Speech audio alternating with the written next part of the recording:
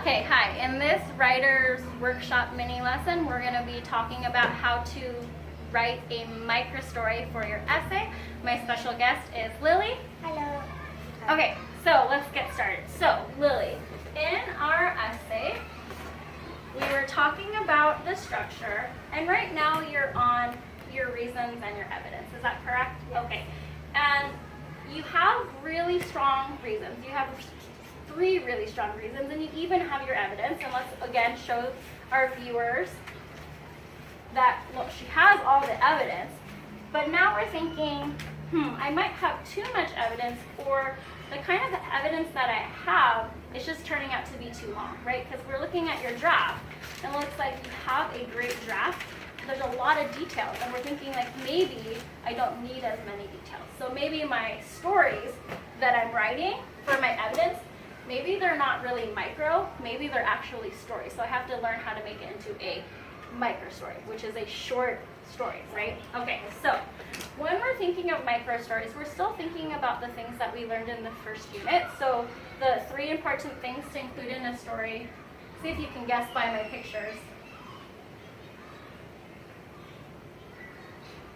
is when a person, dialogue. Okay, I'll write it in later. This is not a good one. Action. Really? Okay, so we definitely want to include some sort of dialogue. We want to have some sort of action and emotion or feeling, which you were right. But because it's a microstory, we don't want to include so much of it that it turns into a big, complete, long story. We want to just get right down to, okay, who's in the story and what happened. We want to make sure that it proves your reason. So the first reason that we're focused on, can you just remind me? One reason that My dog is like a sister I never had.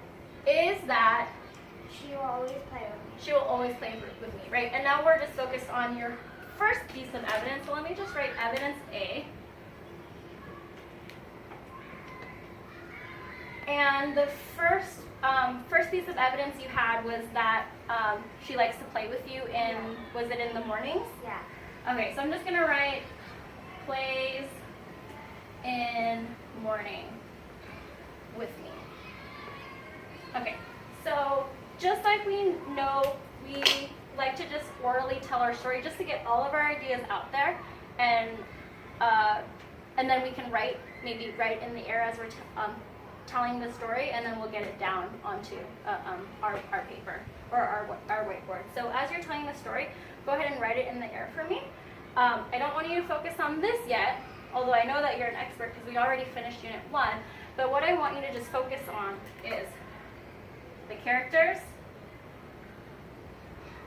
and the action. So who is in the story, which sounds like it was you and your dog and your parents, and then what did you do, right? But what we're really focused on is this, how your story should prove that your dog plays with you in the morning. Okay, so tell me about how that starts, and I'll help you write it in the air. Okay, so tell me how it starts. My mom and my dad are usually sleeping in the morning on some Sundays, and my dog comes and wakes me up and usually licks me, and then we go outside and we play. Oh, we play. Okay, so let's write it out. I'll write it out for you. So tell me it one more time a little bit slower, and then we'll check for dialogue, action, and emotion. And make sure that it's not too long, but it's not too short either. Okay, so my Mom and my dad I love how you're writing it with me. So my mom and my dad usually sleep in late on Sunday mornings, and my dog Hold on Sunday mornings. Do you think there should be a period there? Yes. Is that my mom and dad usually sleep in on Sunday mornings. Period. Okay. My dog will come and lick me and wake me up, and will come and lick me and then wake me up. Period. Yeah. Okay, period. Yeah, because otherwise we're gonna go and then our reader won't be able to take a breath, right? Okay, so my dog will come in and lick me and wake me up. Okay. Then I take my dog and open the door and let her outside and to play.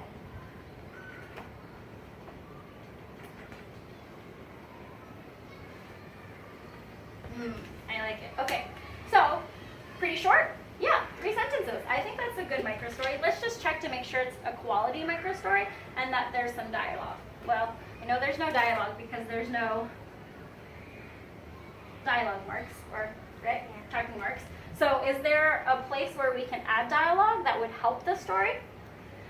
My mom and dad usually sleep in late on Sunday mornings.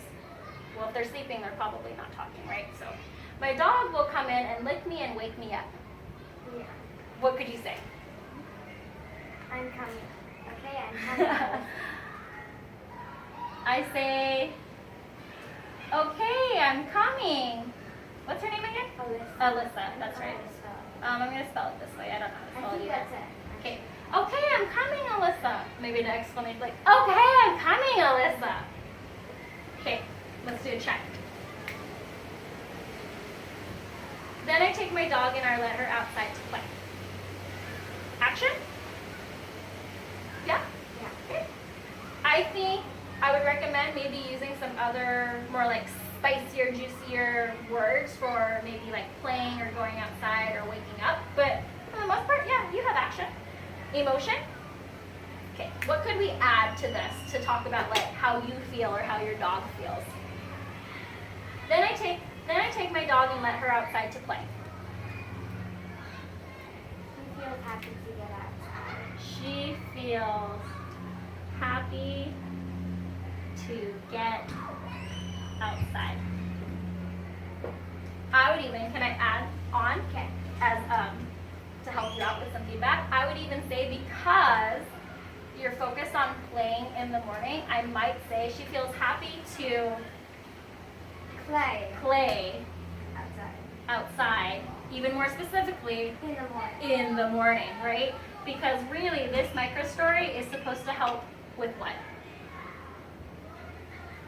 My evidence. Yeah, your evidence, right? Well, this is evidence for your reason, and your reason is that she plays with you in the morning, right? Okay, so does that help a little bit? Yeah. Okay, do you think you can try it out on your own? Sure. Okay, so let me turn off the video. Thanks for watching. Hope that helps. Bye.